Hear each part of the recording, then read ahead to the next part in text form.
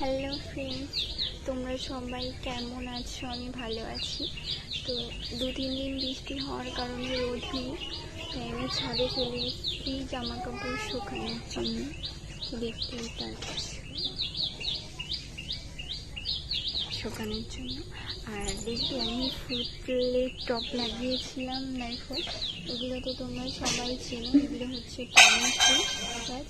গাছগুলো জানো তো মরে গেছিলো, মানে ওই নিচ থেকে জল তুলে নিয়ে এসে ওপরে ঢালা ভীষণ কষ্টকর।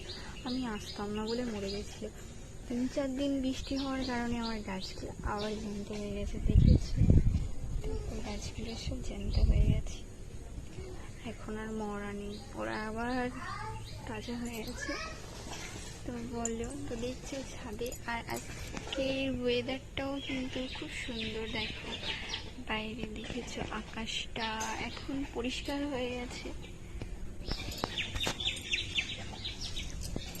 তো চলো, বাই।